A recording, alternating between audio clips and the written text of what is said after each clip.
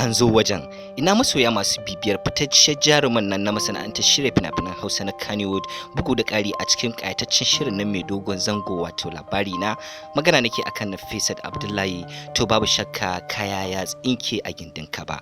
Idan wannan ne buƙatar ka, to babu shakka wannan bidiyo yana kunshe da wasu muhimman bayanai dangane da wannan jaruma.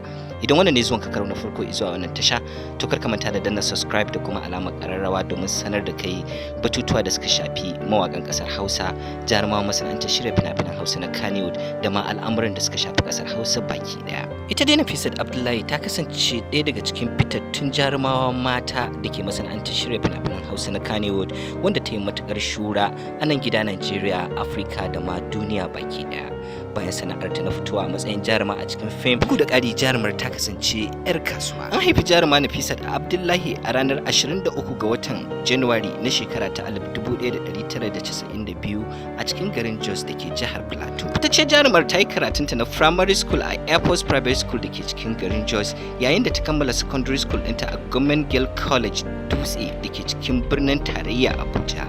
Jaruma Nafisa ba ta tsaya a nan ba, ta ci gaba da karatunta na da secondary school a jami'ar da ke garin Jos, inda a nan ta kammala, ta kuma ci gaba da karatunta a jami'ar da ke kasar Ingila, inda ta karanci cinematographer wato ilimin ɗaukar hoto. Fim ɗin jarumar na farko shine fim mai suna Sai Wata Rana, wanda kamfanin FKD Film Production suka shirya mata a ƙarƙashin jagorancin Sarki Ali Nuhu, wato uba kenan zan ce a masana'antar shirya fina-finan Hausa na Kannywood. Kuma fim ne da yake kunshe da jarumawa da suka hada da shi kansa Sarki Ali Nuhu, Adam A Zango, Sadiq Sani Siddiq da dai sauransu. Kuma fim ɗin na ɗaya daga cikin fim ɗin da ya ɗaukaka ta ko kuma ya ƙara haskaka tauraruwarta. Jaruma Nafisa Abdullahi ba iya fina-finan Hausa take fitowa ba, domin jarumar ta sha fitowa, ko in ce tana fitowa a cikin fina-finan kudanci wato Nollywood, inda akwai wani ƙayataccen fim ɗinta mai suna Blood and Henna, wanda ta fito tare da Sarki Ali Nuhu da kuma Sadiq Sani Siddiq.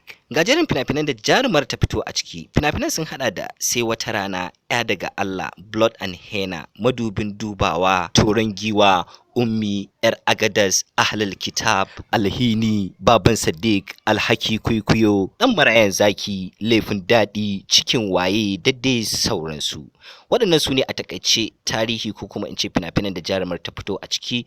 Za ku iya kula alaƙa da fitaccen jarumar ta shafukanta da ke dandalin sada zumunta da suka hada da Facebook, Twitter, Instagram da kuma YouTube, duk da sunan Nafisa Abdullahi. Da haka muka zo ƙarshen wannan shiri. Kar ku manta da danna mana subscribe da kuma alamar ƙararrawa domin sanar da ku da zarar mun ɗora sabon shiri.